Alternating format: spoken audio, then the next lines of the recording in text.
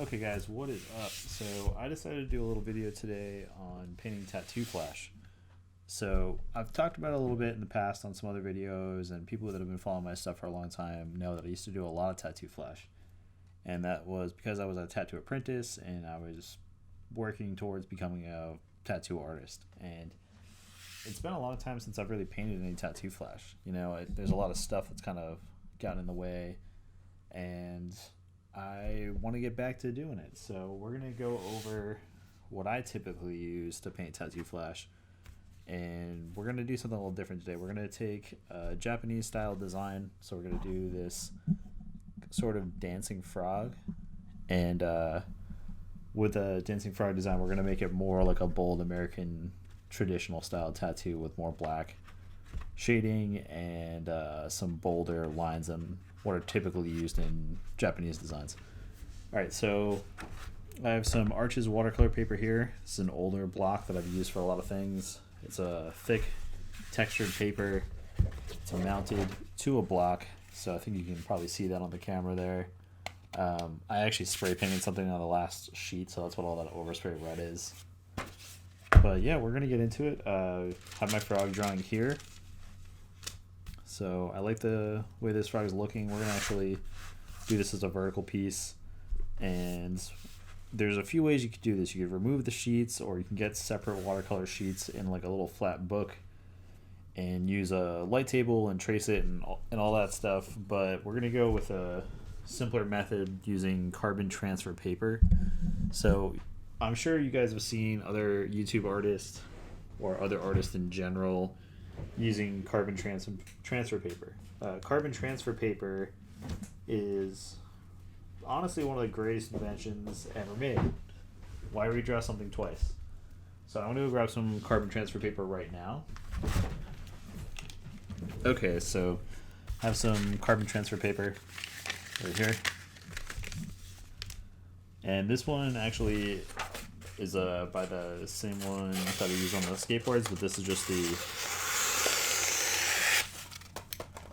all black or gray version of the transfer paper. And when I'm using this stuff, because the paper is really textured and I kind of have a heavy hand while I'm lining things and whatnot, I don't want to risk doing something that might end up being too much and putting pressure and accidentally leaving gray smudges that are hard to get out. So I'll go about the width of the design and the height of the design, so we can see that we have it perfectly. Now I like the positioning so far where the frog is, so what I'll typically do is I'll get off all the debris, I'll line something up to where I like it, and that looks pretty good. I'll probably add a border and stuff to this, or maybe I'll cut this design out. I'll get some masking tape or some drafting dots, which are just little circular pieces of masking tape, and I'll tape it down in two spots where I can get a consistent hinge while I lift the drawing up. So I'll usually do that, so when I go to lift the drawing up, it lands exactly where it needs to land every time. So as you can see, as I lift it up, it's always going to go back to that same position. It's not going to accidentally shift to the left or the right. Then you take your carbon paper, or any of your transfer methods, whatever you want to use. This is just what I like to use. And you'll slide it underneath. I have this stuff that comes in a roll, so it's a little bit more annoying to work with sometimes, just because it comes on a roll. Alright, so I'll get that down. And sometimes I'll even do a little small piece of tape on two spots again, but this time the actual tracing and the actual transfer paper, so I can lift it all the way up and I can see exactly what's been transferred and what has not been transferred. And yeah, you can use all sorts of stuff. You don't have to use this stuff in particular. They make other brands that have like a darker black or ones that are just like a white. I'll use a ballpoint pen just because I'm not going to go super heavy, but it makes it a little bit easier to transfer the lines. And you just trace it. So do that. We'll do a little time lapse to speed this up. Now this paper is heavily textured, so that's something to keep in mind when choosing your tools to line with. A lot of people will line with a brush on heavily textured paper because it's less likely to snag than using a dip pen or any of those other metal tipped tools, or even like a Sharpie. You can use Sharpies or paint markers, whatever works for you. Personally, I like sort of the meditative feeling of using a dip pen. It's more relaxing, and that's kind of why I like painting tattoo flash. It's just fun to do. And, you know, I'm not really like pursuing tattooing anymore, so it's just kind of for fun, and I don't have to really worry about it. Something I enjoy. I like making weird designs, like really weird sort of concepts. And for this one, I actually wanted to do all the spots on the back. I was going to draw a bunch of spots on the back and make them eyeballs. I don't know if you can see that one kind of scribbled out, but I thought it would just look too gross. And I'm just not in the mood to draw something like that today, so maybe tomorrow. So going over now, tracing all the lines. And I'm just going like with a decent amount of pressure, nothing too crazy. And my hand that's holding the sheet down, that's just enough pressure to make sure that the sheet doesn't lift or shift around while I'm lining. It's not going to stabilize it, or I'm not going to put so much pressure that my fingers transfer onto the paper, like the tips of my fingers. And sometimes I'll change a line if I'm starting to trace a line and I just don't like how it's laying down. Sometimes I'll widen it, or I'll adjust how it's sitting on the drawing in this stage. Same thing with sign painters. You'll see a lot of the time when they're doing letters, and they'll have a sketch of some letters, but they'll pull the brush and it's a totally different stroke because it just fits better. And you know, you gotta make that judgment call sometimes. Like this finger, like that finger right here is a little short, and there's like not much of a knuckle, so I'm gonna make it more like a claw, and I'm gonna bring it down and add a little joint here. Go to the wrist, make that elbow stick out a bit more too. Just keep going, you know, like have fun with it. I think people that take their flash drawings too seriously need to chill out and just have fun with it. But if you are someone that's like wanting to pursue tattooing and you want to learn everything you can learn, you know, take your time, see what people have done in the past, and experiment. I think that's the best thing you can do, really, is if you want to learn how to paint tattoo flash correctly, is redraw old designs, obviously, or just copy old designs and learn how to shade them, learn how to paint them, learn what colors work, what's going to blend well, what's not going to blend well, all that sort of stuff. For me, like, this is just a fun thing to do. I don't really care how these come out right now. And you don't have to use all the materials I'm using. You can use acrylic inks, you can use all watercolor, you can use colored pencils, you can use smooth paper, you can use textured paper. The reason I use textured paper, though, is because you can get an incredibly smooth blend very easily without much effort. And if the main goal is just to have fun and you want to kind of relax and not work too hard for a final result, or you want a cleaner result that you know you can achieve, once you learn how to properly spit shade on textured paper, you'll see that it's a lot easier to get those really smooth gradients versus smooth paper if you don't necessarily know what you're doing just yet. And it's also just a preference. I like the look of textured tattoo flash, like really nice textured lines. So just a little quick rough one here. We're going to pull this up, and you can see we have the frog transferred. We'll see if there's any lines that were missed. Looks pretty good. I think there's a few small details up here on the head we'll redo just to make sure. We got a nice little connection. Yeah, so we got like a nice little connection there. The claws are looking good. I think we're ready to go. All right, so we'll remove this. All right, so we're back now. We have the completed tracing and drawing transferred now onto the watercolor paper. The tools I typically use are dip pens, and there's a few different nib types you can use. Speedball makes the B round nibs, if you can see those here. So that's a common one that I use. I use a B5 and a B6. And there's also this other non-name brands traditional flat 6 that I like to use. I go between 6 and 5. Those are the two sizes I'll typically use. This one, though, has a flat line that you'll be able to get more of a calligraphic sort of line, if that makes sense, where you can pull a line that's consistent in stroke and then taper it really easily. That's what these are good for. If you want something that's got a nice consistent bold edge, these bold rounds from Speedball or any other brand are great options. For inks, I go back and forth between a few, but for today's video we're going to be using the FW Fluid Acrylic by Daler Rowney, or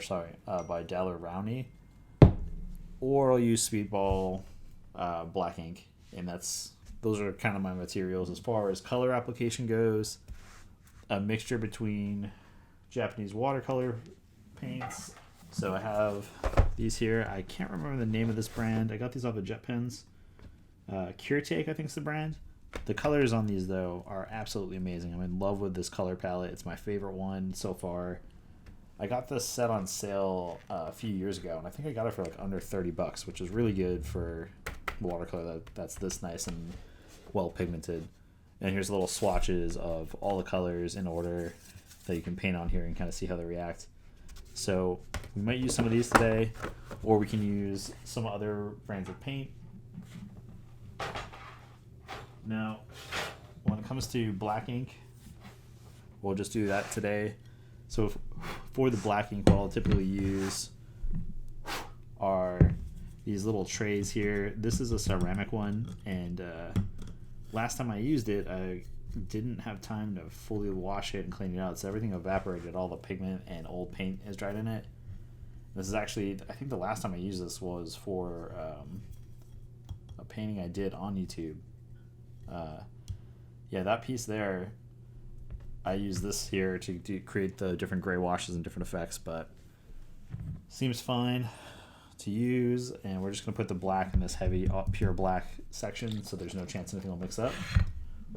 I'll blow the dust out. So you want to shake the paint up. Paint is shook up, all mixed. This comes with a little dropper that does not reach to the bottom of the bottle. It's a really bad design. So yeah, like how am I supposed to get to the bottom of the bottle when the length of the bottle is like 4 times the width of this? Or sorry, 4 times the height of that. So you want to grab a small amount, and you want to fill one of these trays. I'm actually going to fill one of these smaller reservoirs so it's easier to get the dip pen in.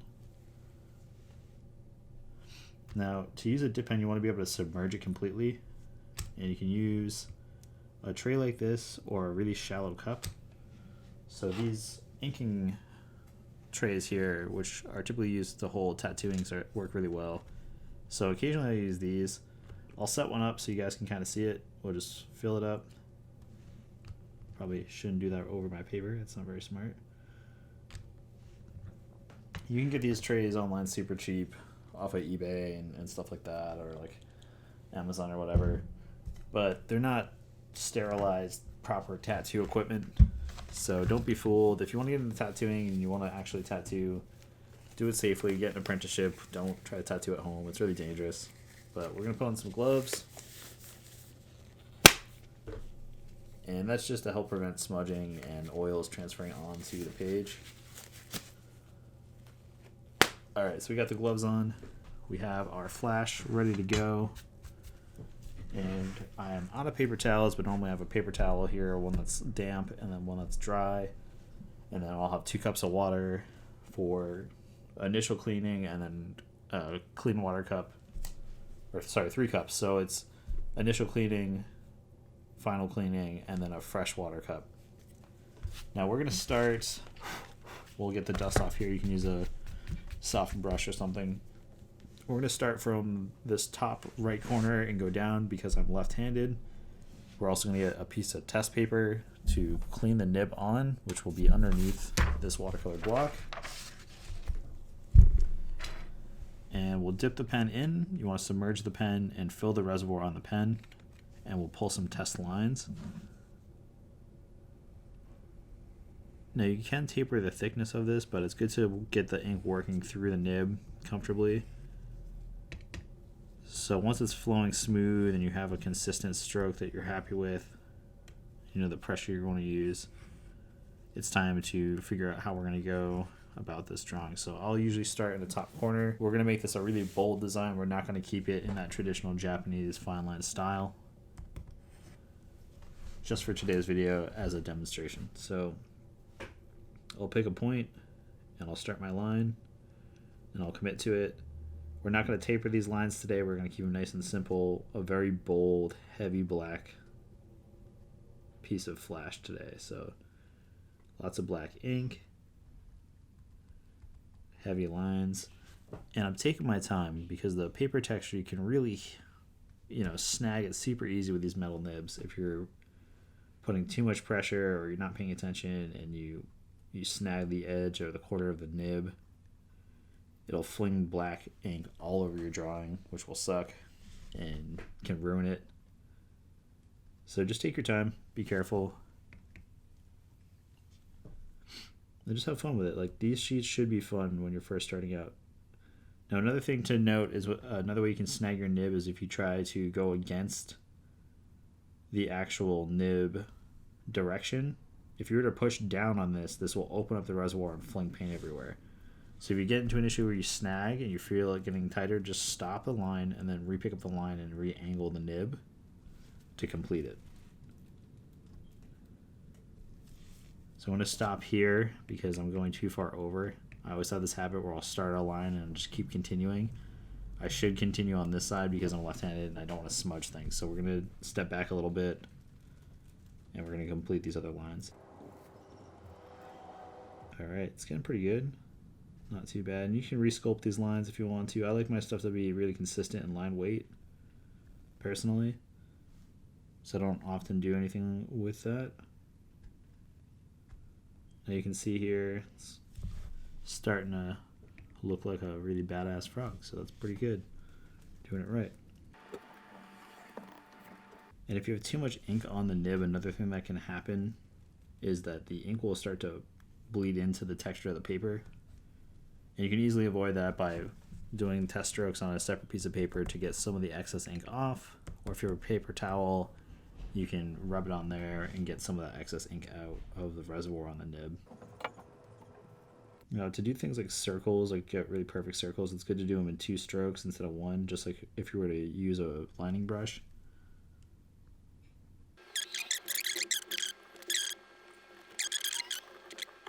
And you can use whatever method to add ink to your nib. I think these shallow cups work a little bit better than these larger pans when you're inking your lines. But obviously if you're doing brush work, it's easier to have a larger pan where you can put ink into and not use nearly as much. I always try to save as much of this stuff as possible. A little does go a long way with black ink, so you don't really need to worry about not having enough. So less is always more when it comes to adding black to anything in tattoo flash. In lining. When it comes to lining, like in the beginning, you want to use confident, strong lines that tell the story of the image. You don't necessarily need to have the craziest heavy black shading. I mean, personally, that's an aesthetic look for me. Like, I like the look of that, but you don't need to do that by any means. Now, this is a design that's based off of some really traditional Japanese woodblock cuts of frogs and some other tattoo flash. So it's a combination of the two. So the really sharp modern lines, you get that look from woodblock prints. That's how they're made. They use knives to carve into wood and create an image. So that's why you have these really thin, definite, sharp, pointed lines in most Japanese style designs, because that's what they're using as reference, are those old woodcuts and block prints that are hundreds of years old. And with most American traditional designs, you have sort of a really folk art, clunky look and aesthetic to it, and a lot more heavy black lines and shading, and usually bolder lines are not something that's popular in Japanese tattoo flash. It's usually a bit more thin, strong, tapered lines, sometimes a bit sculpted, and then American traditional is just one consistent line weight, very little tapering or anything like that. It's always just really clunky and and simple and not as delicate feeling. So we're doing kind of a hybrid here where we're taking a Japanese tattoo design motif and we're giving some American traditional feel and flavor to it.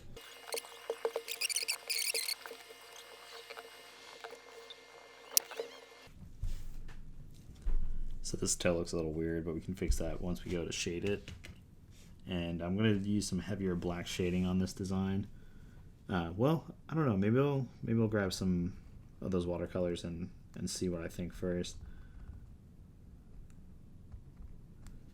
I also got some really cool iridescent watercolors that I don't get to use too often.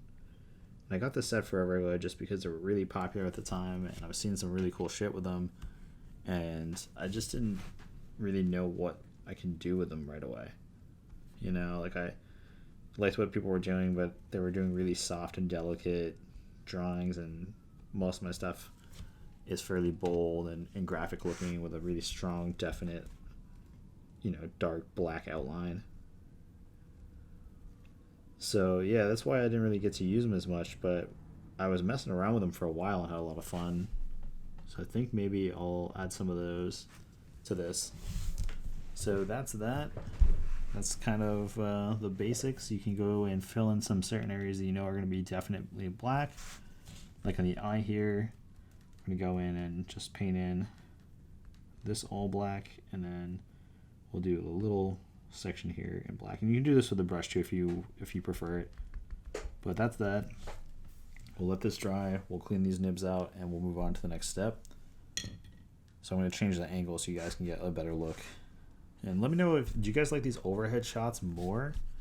Or do you like when I do those multiple angles? I do like a section of the overhead and then something where it's on my desk. Let me know in the comment section below. I've been actually kind of curious just on what you guys prefer for setup. I got the microphone on here, but it picks up every little sound, so I'm working on it. I'm figuring it out slowly, but yeah, feedback from you guys would be awesome. All right, I'm gonna set up and do a new angle. Hang on 1 second. Sorry, I'm so unprepared. I'm not even set up right now. What you'll typically do is you'll get some black ink and you'll do some spit shading. That's the term for it, where you'll shade in some areas of, you know, black and gray value onto the design. Now I got some stuff pulled up on my screen here of some frogs and some traditional color palettes on some Japanese frogs. Now red would be cool to do, like a red and gold, but let's kind of keep it with that classic green. We'll do a little bit of black shading on here just so you guys can see that. And for that, I'll actually be using my ceramic tray behind us, which you can't really see all too well. So let me just grab that and let's see. So we got a little bit of black in this tray from before. Sorry, it's hard to do this second ink. I should have just kept the overhead. So I got that there, some black ink. Now, with spit shading, you'll have two brushes, one that lays on your black and one that lays on your water. I use large round brushes for all of this stuff. My favorites to use are 3 rounds and 4 rounds for it. And then for the actual laying of the black ink, I'll use a really small round, like a 4, sometimes a 5. And it depends on what brush system you're using. Some brush systems aren't the same as far as size goes. I like the short rounds to do like my initial wet shading. I don't really spit shade that much anymore. Okay, got some fresh water cup. I try not to use these plastic cups too often. I like to use glass. It's reusable for a longer period of time, and then you can clean out all the paint that builds up. Okay, so we're looking at some references. I got my frogs here. Let's see if I find one I like the color of. Yeah, that one's kind of cool. It's got like a yellow in it too. Man, maybe I'll pull out a yellow. Oh yeah, I got the perfect color for this. We'll start with the green, and then if I want to add the yellows, I'll do that. But yeah, I think I found the one that I like. I know the eye is gonna be yellow for sure, but let's start with the black. So I got the 2 brushes here. I got my clean water cup. There we go. Water's nice and clean. My brush to lay down black. It's nice and clean now too. Clean the water off the black brush and then saturate it with some black ink. Alright, so I'm going to shade just like the heavy dark areas. So what you can do is you can lay down a little bit of water past the area you want shaded. That's one method. Or you can lay down the black first and then immediately after hit it with your water brush. See how that's kind of going right now as it hits the water? You take your shading brush and you slowly fan it out. You want to clean it pretty often. And spit shading, why it's popular is because you actually suck out the pigment at the same time while you're cleaning it. And I just don't feel like doing that today. Getting a mouthful of ink is gross, in my opinion. And I'm just not in the mood for it. So I'll clean out the brush off normally and then just kind of fan this out and keep feathering it out until I got a nice smooth gradient that fans outward. Now you can get rid of some of this ink buildup and the spidering effect on the watercolor paper by working more black ink in and then slowly building the gradient back out. It's just a trial and error process until you find what method works best for you. So I got that going. Clean the brush off again. I'm shading with, and I'll just keep fanning it out until I'm happy with it. So it looks pretty good. Now it's a little too much gray down here. I think that's something I could have avoided, but no big deal. Like I said, this is just for fun. I'll lay down some black here, so I'm going to resaturate this black brush, wipe off the excess, and I'm going to follow this line pretty tight here. My water brush, and start pulling away. And for me, this method works the best. I think this is the best way to get a good clean shade on there. And you can work these gray tones into other areas that are close by. Like this little joint here will actually just continue the gray down. It's a little too heavy on the black. It's been a while since I've done this, so not surprised. A lot of it looks a little too dark.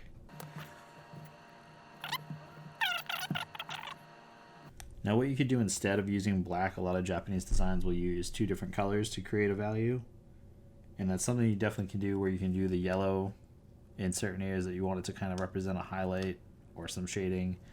And then a darker color, like the greens. We have the lighter bluish green and then the dark green. That's the way you could do for that. The mouth here, I'm going to shade this in. Go gray along this edge, and then that's like a highlight point. Some gray right here. And then underneath the mouth, because it's a darker area, we'll throw in some black. Just a little bit though. And if it's still wet, you can actually pick up some of the pigment by pulling it back a little bit, cleaning your brush, and then going back into it. But we'll keep this a little bit of a darker chin. This backside underneath the arm here.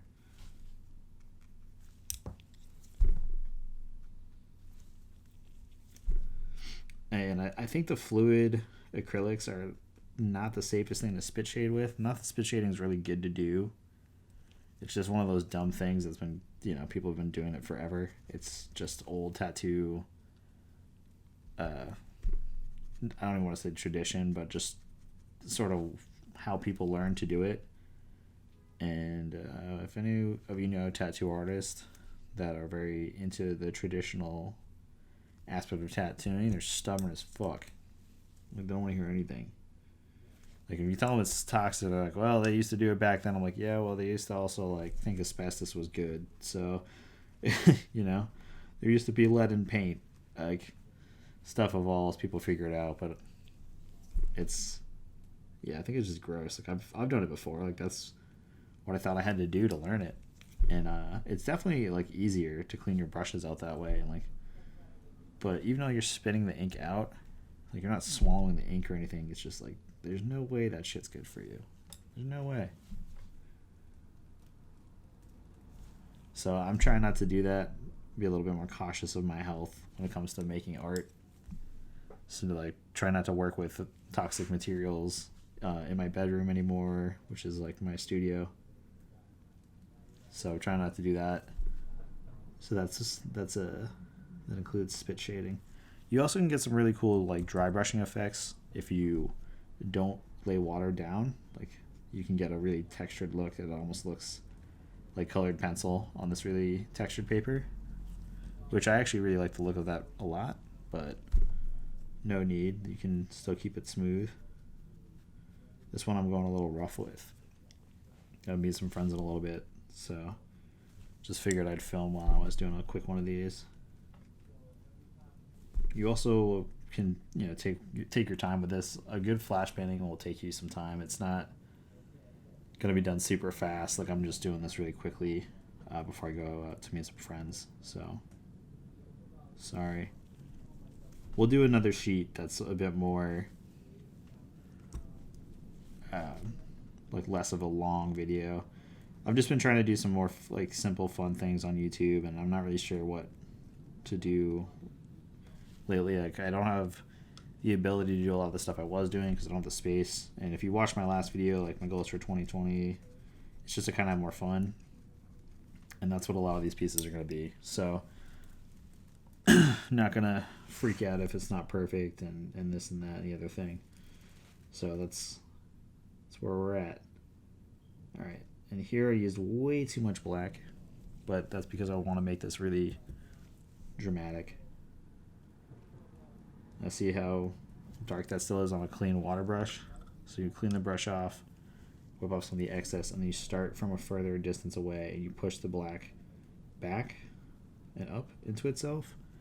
Clean the brush, water again, and you just bring down that shade and make it nice and smooth. All right, there we go. So that's that nice smooth gradient. If you wanted to do a larger area, I'm gonna just do some gray here, and I think that's gonna be it for heavy black on this. And then we'll switch over. I'll do one more on the thigh here. Also, if you're working quickly and you're not taking your time, you can make a lot of mistakes, and you can get things shaded that you didn't mean to shade, like I'm doing right here. So just have fun with it in the beginning. We'll do more serious sheets if people are into this. I don't know, like I want to do more art videos and stuff with the things I like to do, not just like what's popular illustration wise. All right, and that's a little mistake there.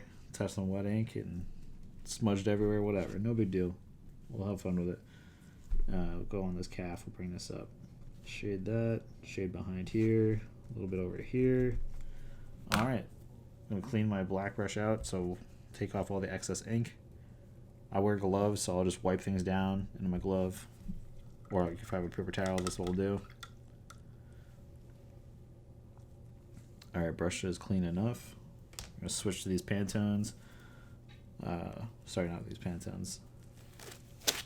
These watercolors, and I'll pull up a reference. You want to wait till the black dries completely before you start doing this stuff, or you're gonna end up with a lot of like muddy colors. But we're going for it. We're just gonna saturate one of the tones here, one of the little watercolor palettes. And I like to really like load this brush up and then have another water brush like we had before. But we're just gonna have fun with it. So I'm just gonna do some more like painted in solid colors. Oh yeah, dude, this color is awesome. These work more like gouaches in my experience. So you can fade them out and stuff just fine, but if you want more like that classic translucent look, you might be better off with a more traditional watercolor, or like a thinner, a less opaque option. Because like when I go over the black, you see how it swarms right over that, no problem. I just like this color, and I don't have it in, like, there's no other color like this in most watercolor sets. This weird tealish green, it's just such a cool color. But yeah, this one acts more like a gouache. So yeah, that's acting more like a gouache. I think this is kind of we're at that point of no return, so we're just going to spread it out as thin as possible. And that'll be that. We'll just have fun. We'll make this more abstract instead of tattoo flash, because this is runaway at this point. Yeah. Oh man, it looks so bad now. Oh well. Alright. Yeah, so I haven't used these in a long time. I forgot how much they saturate over the black. They're really opaque. but it's kind of still a cool look. Like you get really cool effects if you do it right and you can thin it out and whatnot. And it's also like a good way to get more solid tones places. Got the entire frog. Well, we're getting there. Yeah, the pigment also breaks up a little weird in these because they are so opaque. So when you dilute it so much to get that actual thin wash instead of that solid opaque color, you really can see a lot of that pigment start to separate. But yeah, these are still cool. Like I like these. They remain water soluble, so that's why they're still kind of not considered gouache, is because they are. I guess gouache is still water soluble. I'm so used to using the acrylic gouache now. All right, so we got that going. Yeah, this stuff is just so opaque. All right, guys, I'm sorry. Just trying to have a fun video. I don't know if I would label this tattoo flash anymore. I guess this is just a really bad frog illustration. So sweet. Now you can also go back over this. You can reline it. We could do some more black ink over it. Whatever. I'm kind of bummed right now. I haven't used these in forever, and I forgot how some of these colors have a white base, and it makes them super opaque. So something to be aware of. All right, we got some crude stuff done here. I'm going to actually take advantage of the gouache properties of this and really fill in this thigh here with some heavy pigment. There we go. Looks pretty good. Clean the brush off. We're going to move on to the yellow real fast. Still a little bit of bluish green on there, and that's mixed with my yellow, so not the end of the world. We'll get the eye here. We'll get certain highlight spots we're going to hit with that yellow.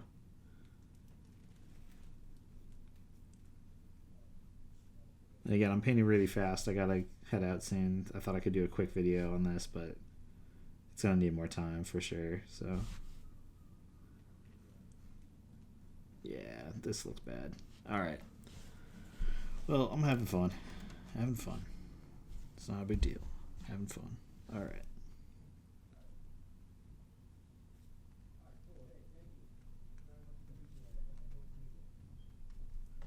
Cool. So that's that.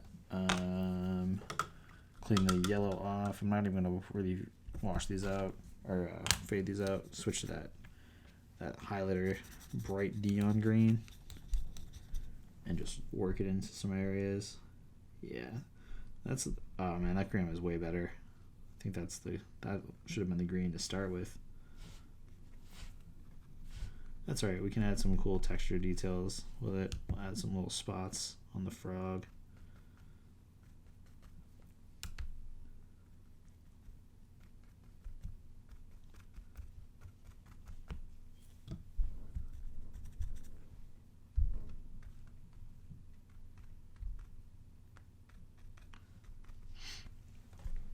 All right, that's that.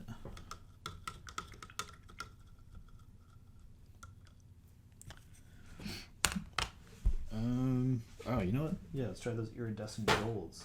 So that Japanese watercolor set comes with some iridescence in it, but the fine tech ones, these pearlescents, these things are crazy.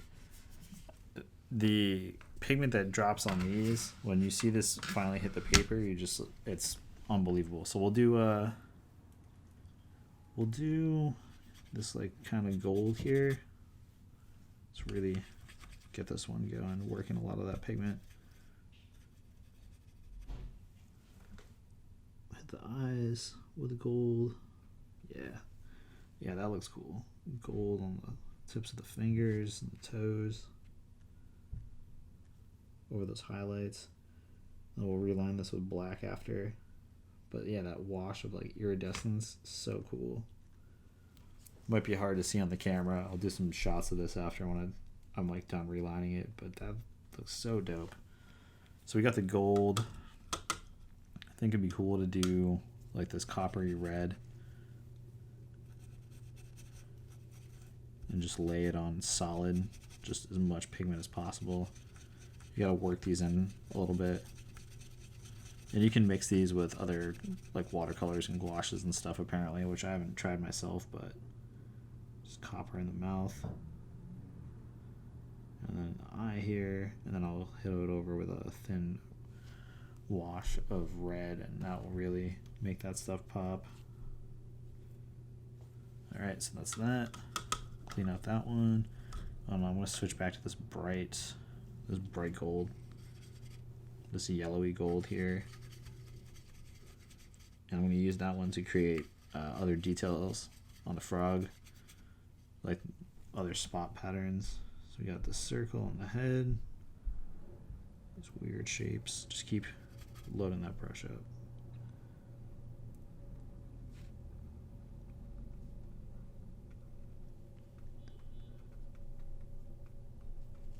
So down the back on some of the old Flash, they have these little black spots or dark color spots all over the frog. And a lot of the classic designs will just do polka dots on them, which is kind of cool. I might do that on some areas too. All right, so that's that. Clean this brush out. I actually gotta get going, guys. But yeah, I don't know. Let me know what you thought of this little kind of relaxed, chill video where we're just kind of hanging out and not really worried about anything. It's kind of fun to do, actually. Boom. Now the paper is super wet, so these lines aren't going to be that clean, but you get the general idea. Right? Yeah. You guys get it. Alright, guys. Yeah, I gotta head out, but we'll do this again. It was fun.